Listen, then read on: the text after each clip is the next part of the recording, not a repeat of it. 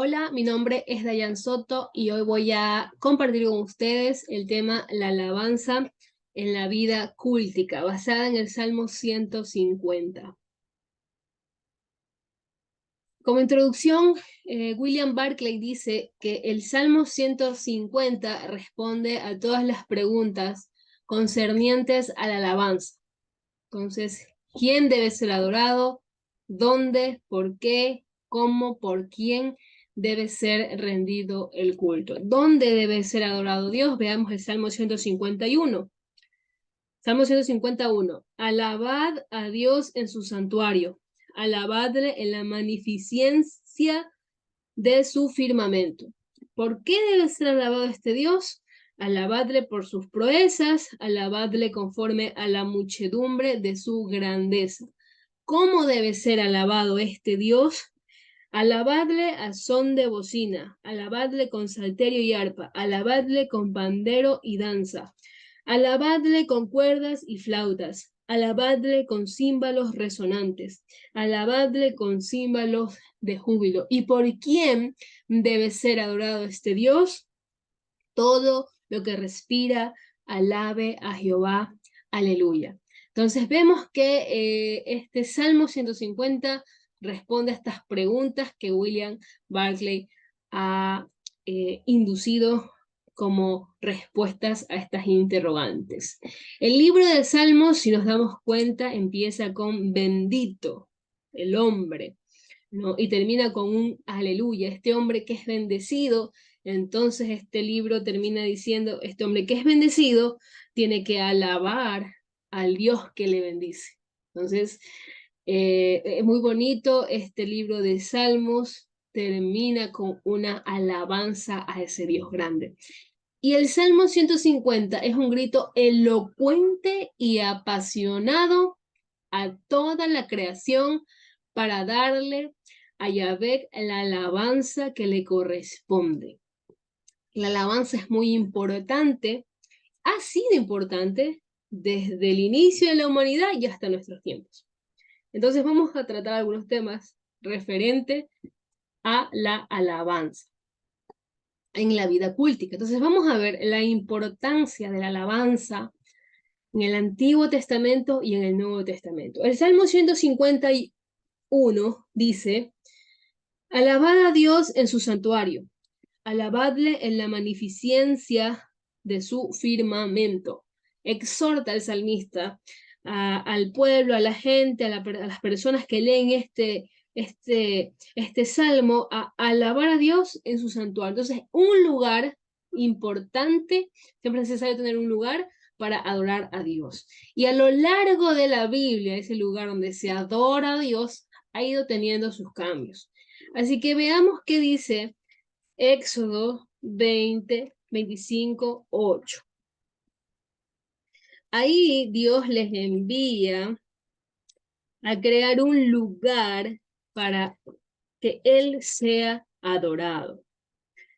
Y vemos ahí que Dios les da una instrucción y se crea el tabernáculo. Y harán un santuario para mí y habitaré en medio de ellos. Aquí vemos la primera imagen, el tabernáculo es ese santuario donde habita Dios, donde Dios estaba en medio del pueblo. Era un lugar especial porque era un lugar de reunión donde las familias israelitas, donde los judíos iban y adoraban a Dios, cantaban a Dios, danzaban y adoraban a nuestro Señor. Entonces, eso pasó en el Éxodo. A medida que fue pasando el tiempo, ya en la monarquía, Primera de Reyes, vemos que ya se construye un templo. Y ya ahora, el lugar donde se adora a Dios es el templo. Vamos a ver qué dice Primera de Reyes 6:1.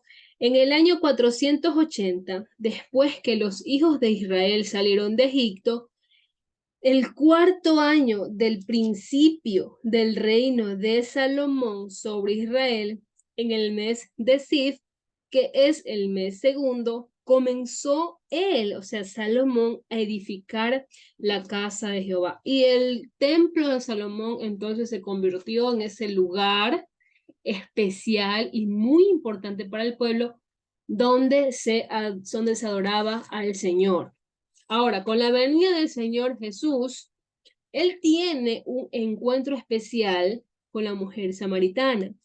Y en este diálogo importante, Jesús le hace referencia a la relevancia de la adoración y de la alabanza, pero que ya no es necesario tener un lugar, sino que nuestra vida misma se convierte en ese templo, en morada del Espíritu Santo, por lo cual ahora ya no necesito de ese templo físico, sino que mi vida misma es un templo de adoración al Señor.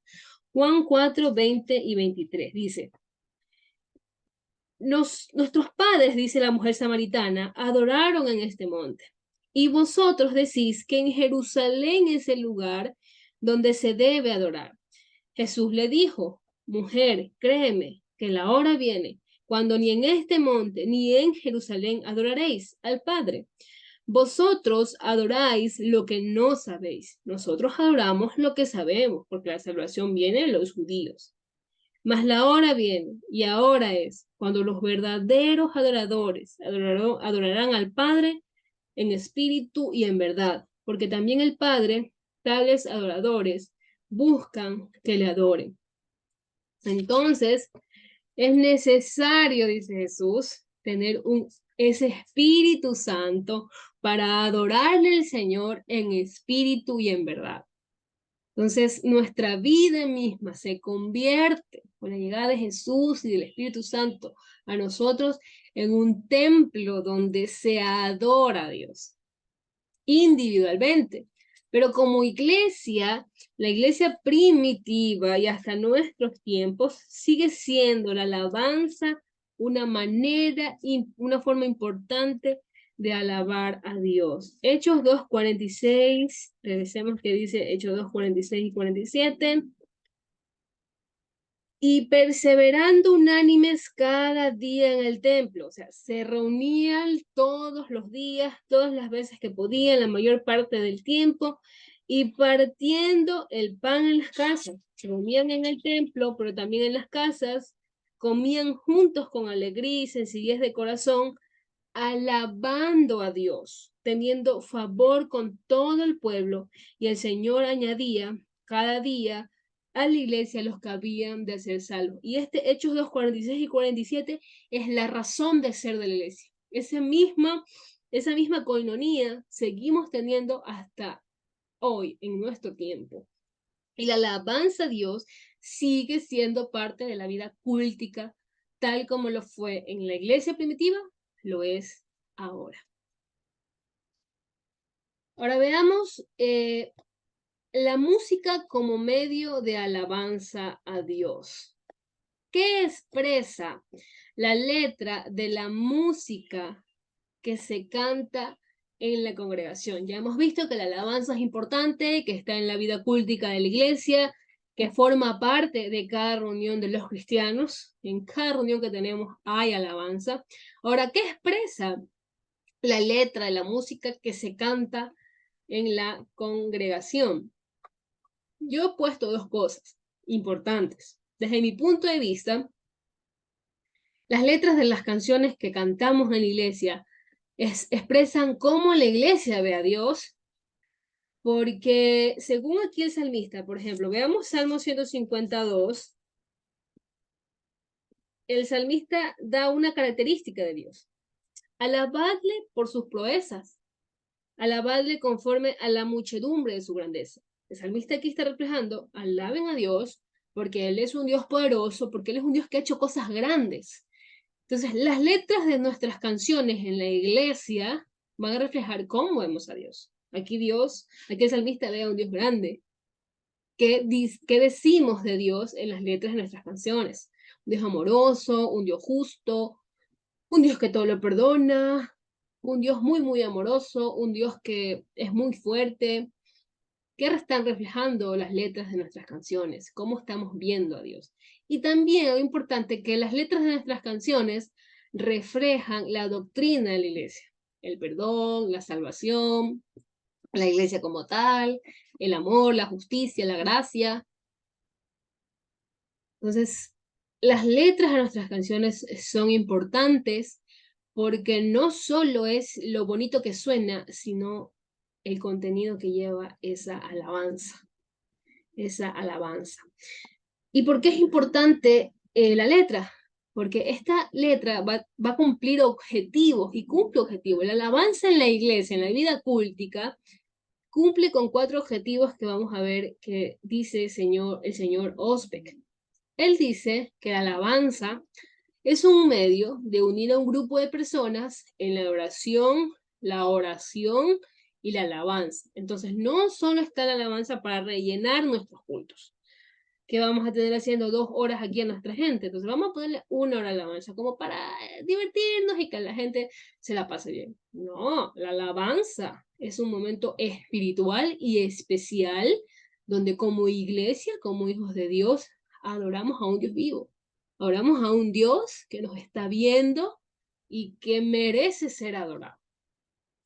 El segundo objetivo es que la alabanza enseña verdades espirituales y las graba en las mentes. Por lo tanto, es importante saber qué contenido tienen las letras de nuestras canciones, porque enseñan verdades espirituales. Y puede ser que estemos enseñando cosas que vayan en contra de la palabra, que no tengan sentido, que no vaya acorde a lo que nosotros creemos. ¿Y qué pasa? Que esa alabanza se graba en nuestra mente.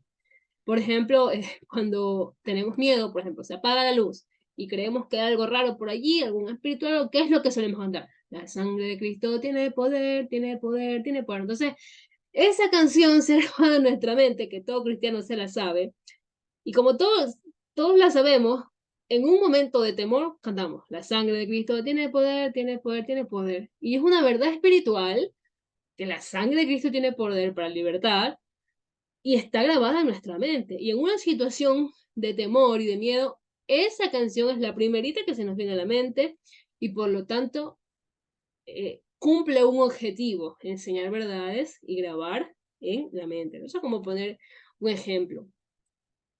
El tercer objetivo es que da a todos la posibilidad de expresar sus actitudes interiores y sus experiencias mucho mejor que si lo hicieran con sus propias palabras. Entonces, la alabanza también es ese medio para poder mostrar una experiencia espiritual, ¿no? Y debe ser así, alabar a Dios a través de esa experiencia espiritual y es una manera artística, creativa, positiva, que tiene efectos y que seguramente puede llegar a muchas personas si esa experiencia espiritual la reflejamos con la música. Eso hace la alabanza.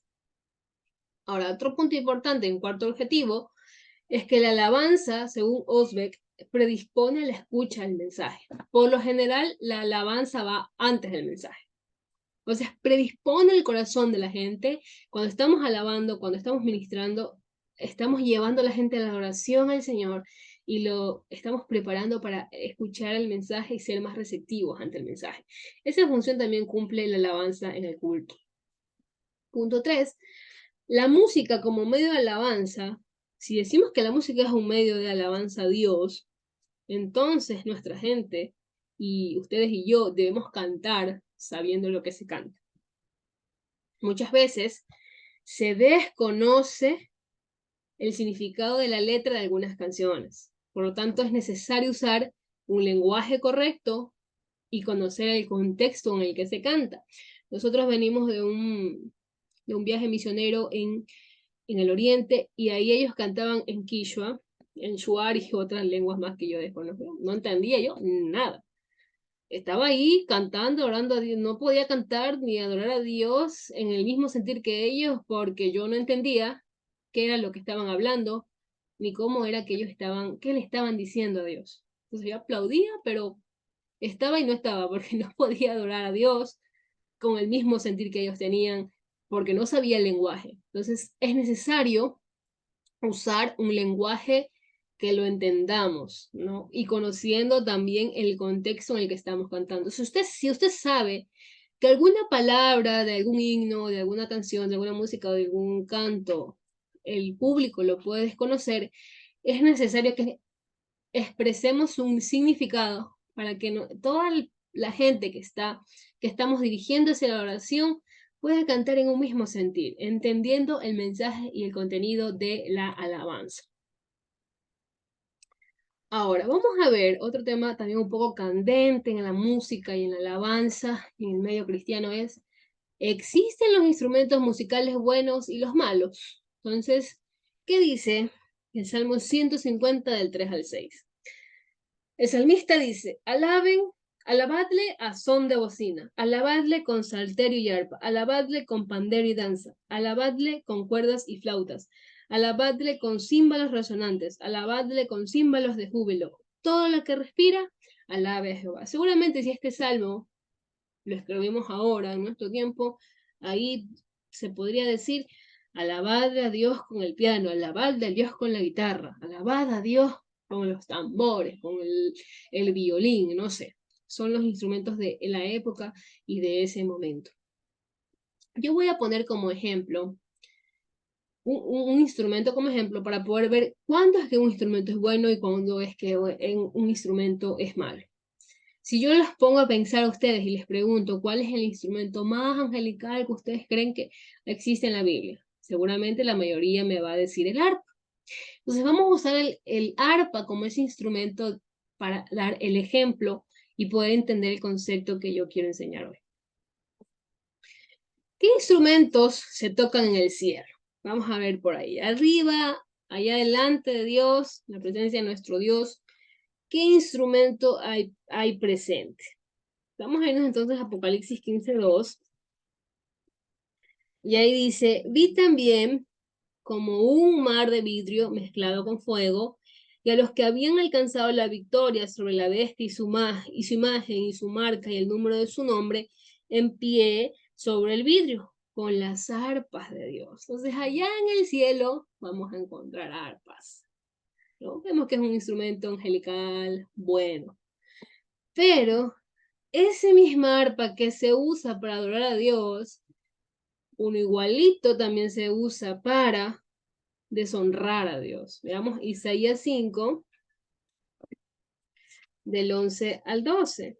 Dice, ay de los que se levantan de mañana para perseguir la embriaguez, que se están hasta la noche hasta que el vino los enciende, y en sus banquetes hay arpas, vihuelas, tamborines, flautas y vino, y no miran la obra de Jehová, ni consideran la obra de sus manos. Vemos aquí un contexto de festividad, pero de pecado, ¿no? Un entorno de pecado, de embriaguez, de borrachera, se está usando un instrumento que en el cielo se está usando para darle gloria a Dios.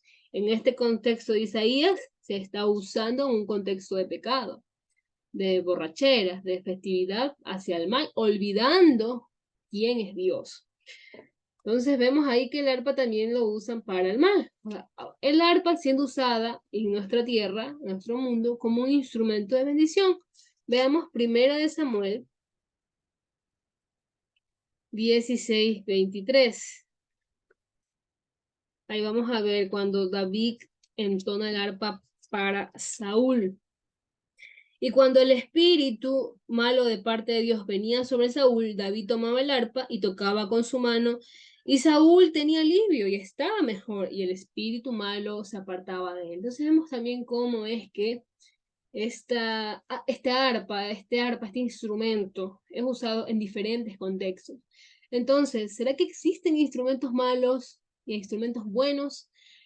Yo llego a la conclusión personal y ejemplificando el arpa como un instrumento usado para el bien y para el mal, que no es el instrumento lo que desagrada a Dios, sino es para qué yo uso ese instrumento, a quien yo doy alabanza y honra con ese instrumento. No es la batería lo que desagrada a Dios, no es el piano, no es la guitarra, no solo son los instrumentos de viento los que le agradan a Dios. Todo instrumento es bueno, todo es bueno si lo usamos para adorar y alabar a Dios. Esa guitarra es mala cuando un satanista la usa para tocar rock satánico para adorar al malo. Una guitarra puede ser agradable ante los ojos de Dios y es usada para alabar y adorarle a Él. No es el instrumento, es el contexto y el corazón del adorador para quién está tocando ese instrumento. ¿Ya? Otro punto importante en cuanto a la relevancia de los instrumentos es la necesidad que hay de preparar a otros para la alabanza. Hemos entendido que no hay instrumentos buenos e instrumentos malos, todos pueden servir para adorar y alabar a Dios. Entonces, es necesario que pasemos la posta. Si tú eres un buen músico, si tú eres un buen pianista, un buen guitarrista, un buen baterista, te planteo la siguiente pregunta. ¿Ya tienes a alguien que te cubra? ¿Ya tienes a alguien que te reemplace cuando tú ya no estés? Es necesario pasar la posta. No somos eternos. Nuestro lugar tiene un periodo de tiempo. Alguien más lo ocupará. Por lo tanto, es necesario pasar la posta. ¿Qué pasa en sus iglesias cuando falta el pianista? Se viene abajo toda la alabanza, ya no cantamos, ya no tocamos porque no está el pianista. O el baterista o el guitarrista. Es necesario que siempre haya alguien que nos cubra. Y es necesario que las nuevas generaciones dejen un legado, dejar un legado en las nuevas generaciones. Y otro punto importante, no solo pasar la posta, sino también que no es solo necesario saber tocar un instrumento. El hermano tiene el talento increíble, pero tiene una vida espiritual descarriada, tiene una vida desordenada. Los domingos se paran el culto, pero el sábado está en una discoteca, el sábado está en una fiesta, el sábado está embriagado, el domingo se paran el culto a tocar. Entonces, el momento de la alabanza es muy especial, es muy importante. Es ese tiempo donde adoramos a Dios. Por lo tanto, puede que tú tengas un lindo talento tocando algún instrumento, pero no solo basta el talento, es necesario ser espirituales, es necesario tener comunión con Dios, es necesario estar conectados con Dios para que esa alabanza y esa oración fluya sincera, agradable ante los ojos de Dios y ante los ojos también de la gente. La gente nota. Se nota cuando ese músico está consagrado. Se nota cuando ese hombre y esa mujer fluye adoración hacia nuestro Dios. Como dije, la mayoría del tiempo de la alabanza ocupa alrededor de 50 o 60% del tiempo del culto del domingo. Déjenme decirle, ustedes ocupan, yo no soy músico, pero ustedes los músicos ocupan gran parte del culto y son llamados a llevar a la congregación a la oración a Dios. Por lo tanto, es importante que estén preparados con su talento física y espiritualmente para llevar a la iglesia a alabar y adorar a Dios. Como conclusión, es importante el tiempo de alabanza en la congregación, ya que ocupa el 50% en la mayoría de los casos del tiempo del culto. Debemos tomar en cuenta el contenido de la música que usamos en la congregación, ya que es un medio para alabar a Dios. Y por último, es necesario preparar a otros para el ministerio de la alabanza, enfocándose no solo a que crezcan musicalmente, sino también espiritualmente. Es importante, es urgente, es necesario que los pastores, líderes y músicos de alabanza consideren que los músicos no solo deben saber tocar bien, deben vivir bien delante de Dios. Otra vez, los músicos no solo deben saber tocar bien, deben vivir bien delante de Dios. Deben dar soporte espiritual a los del ministerio de alabanza.